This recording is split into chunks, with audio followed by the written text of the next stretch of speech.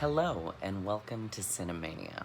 My name is Ellis Charles Hoffmeister, and today I will be talking about two films because two films feels more manageable and like I can actually have some thoughts about them. We'll see if that actually happens. But over the last couple days, two of the films that I watched were Troll 2, which is a classic, the Claudio Fragasso film, and the new film Air, the Ben Affleck film, which came out this year and is now streaming on Amazon Prime. Troll 2 is streaming, I think it's on Tubi. And if you can also, if you subscribe to Riff Tracks, you can also get the hilarious Riff Tracks version of it, which I highly recommend.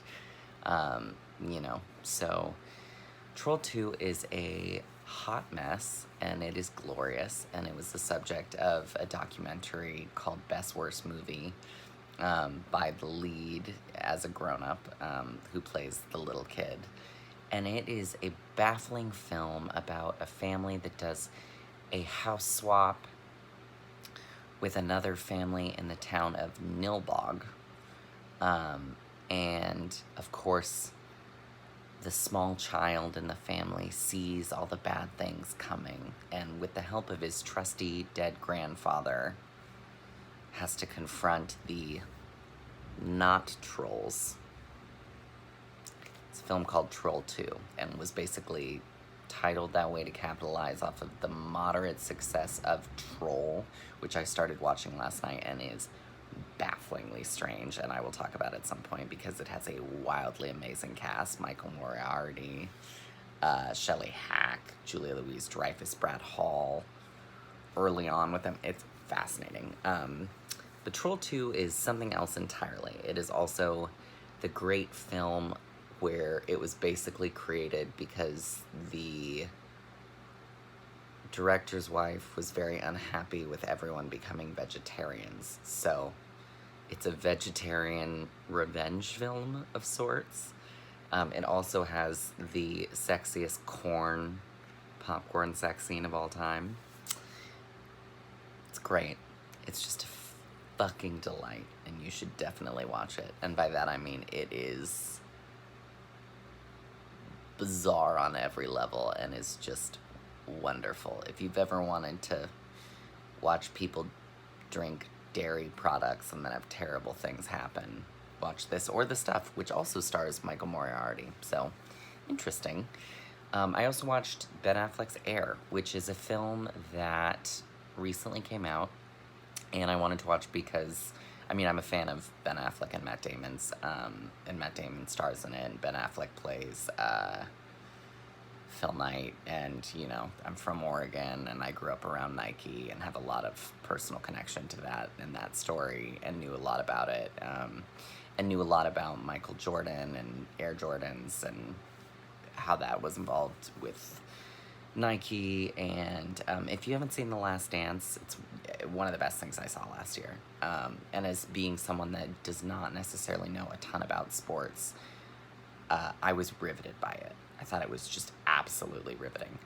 Air also was based on, or I think had some, it had lots of input from Sonny Vaccaro, who is played by Matt Damon, and there is a 30 for 30, is that the show? The sports thing that is about him, and it's Soul something. Anywho, Air is a film that, for the first hour, it feels like it's like a fine film, a good film, that becomes a great film by the end of it, and I would highly recommend. I would give it 4 out of 5 needle drops, because there is an incredible musical cue taken from Pino Donaggio's Telescope from his 1984 Body Double, and then right after that, there is Tangerine Dream song, Love on a Train. I'll figure out what it is, but it was from Risky Business, and I lost my mind when they did these musical cues in the film. So props to whoever put the soundtrack together, or Ben Affleck, because they were stunning. Also, Viola Davis gives an incredible monologue as Michael Jordan's mother, and Matt Damon gives a great monologue that kind of when they go through Michael Jordan's life in a scene. And it was beautiful, very moving. It's a film that, you know, starts out good and becomes great because of all the elements. And also Ben Affleck knows when to get weird. And it's a weird little film at times, which is really funny, especially considering it's such a crowd-pleasing kind of sports film, and a really interesting look at how you do a biography of sorts. There are some fictionalized elements in it, but how you do a biographical film, and how you do a film when a subject is such a larger-than-life persona and is so important to our culture. And so it was just delightful. I would also give Troll 2, I mean,